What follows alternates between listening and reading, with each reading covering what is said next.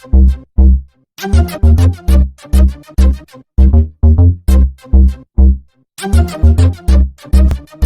اللہ الرحمن الرحیم، السلام علیکم۔ آج ہم کریں گے 100واں ایڈیم الما میٹر۔ الما میٹر اس ادارے کو کہتے ہیں یہاں سے انسان نے تعلیم حاصل کی ہو۔ میں اردو میں کہہ سکتا ہوں ادارہ یہاں سے تعلیم حاصل کی ہو۔ عام طور پہ یہاں سے گریجویشن کی ہو لوگ، اس کو الما میٹر کہتے ہیں، اور میرا خیال ہے تقریباً بہت سارے طالب علم کو شروع میں ہی پتہ چل جاتا ہے کہ الما میٹر جو ہے ادارے کو کہا جاتا ہے یا یونیورسٹی کو کہا جاتا ہے۔ لیکن اب دیکھنا یہ ہے کہ اس لفظ کے معنی کیا ہیں۔ ہم ادارے کو یا یونیورسٹی کو الما میٹر کیوں کہتے ہیں؟ انگریزی میں ترجمہ اس کا کر سکتے ہیں دی اسکول، دی کالج اور دا یونیورسٹی ون اٹینڈنٹ۔ کوئی بھی اسکول، کالج یا یونیورسٹی جس سے کسی نے تعلیم حاصل کی ہو، اٹینڈ کیا ہو، اس کو ہم الما میٹر کہتے ہیں۔ الما میٹر جو ہے دو لاطینی کے لفظوں سے مل کے بنا ہے، الما اور یہ میٹر۔ الما جو ہے اس کا مطلب ہے نرشنگ۔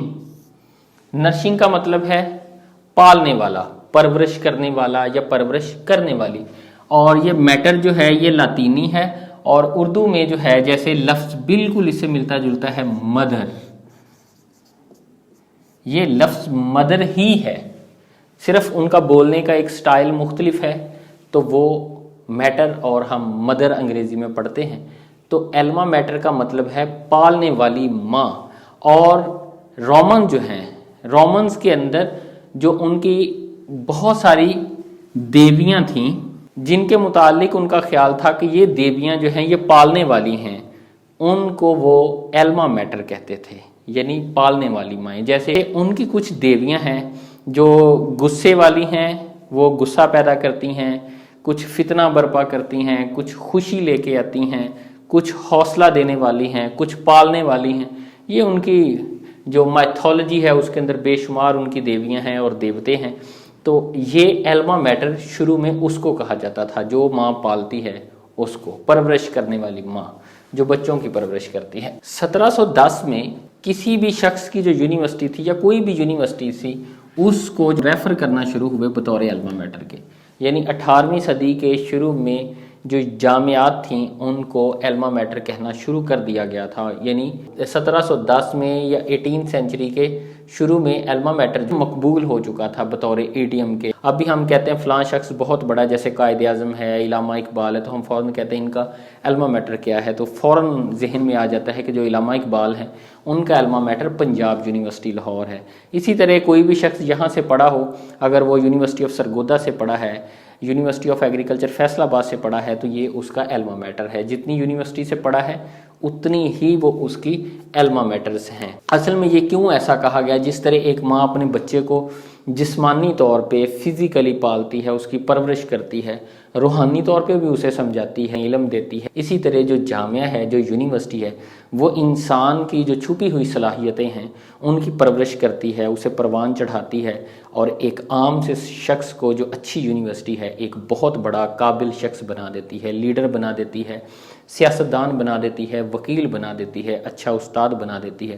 چونکہ یہ ان رومنز کا خیال تھا جیسے دیویاں انسان کو پالتی ہیں، بچوں کو پالتی ہیں اور اس کی تربیت کرتی ہیں، پروان چڑھاتی ہیں، جو یونیورسٹیز ہیں وہ بھی جو شخص یونیورسٹی سے تعلیم حاصل کر لیتا ہے، جنہوں نے تعلیم حاصل نہیں کی ہوتی اس کے پایا کے کبھی بھی نہیں بن سکتے۔ تعلیم جو ہے انسان کو سنوار دیتی ہے۔ اللہ تعالیٰ نے قرآن پاک میں بھی فرمایا ہے کہ جو علم والے ہیں جو علم نہیں رکھتے کیا وہ برابر ہو سکتے ہیں؟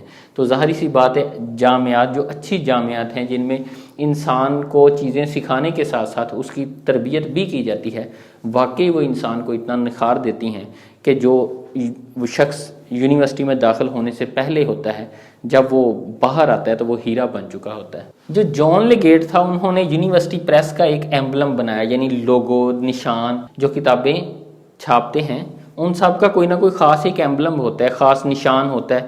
وہ تصاویر بھی ہو سکتی ہیں، کوئی اس کے اوپر لوگو سا، اور اس میں کچھ نہ کچھ لکھا ہو سکتا ہے۔ تو جو یونیورسٹی آف کیمبرج تھا اس کے اوپر لکھا ہوتا تھا الما میٹر کینٹر بریجیا۔ یہ والے تحریر جو ہے ان کا جو ایمبلم تھا اس میں لکھا ہوتا تھا۔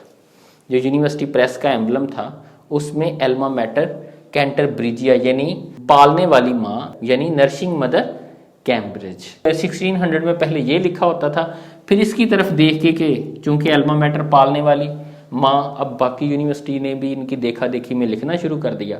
اور پھر جب گریجویشن کی تقریب ہوتی تھی تو وہاں پہ ترانے پڑے جاتے تھے. ایک وقت آ چکا تھا کہ ہر یونیورسٹی میں، ہر سکول کے اندر بچپن میں، عام طور پہ یہ ہائی سکول کی روایت تھی کہ ہائی سکول میں کلاسز شروع ہونے سے پہلے ایک ترانہ پڑھا جاتا تھا، اور وہ ترانہ جو تھا یونیورسٹی جو ہے اس کی تعریف میں ہوتا تھا کہ یونیورسٹی ہمیں کیا دیتی ہے. جیسے ہم بچپن میں قومی ترانہ پڑھتے ہیں اور اپنے وطن کی جو ہے وہ تعریف کرتے ہیں، اس ترانے کا نام الما میٹر تھا.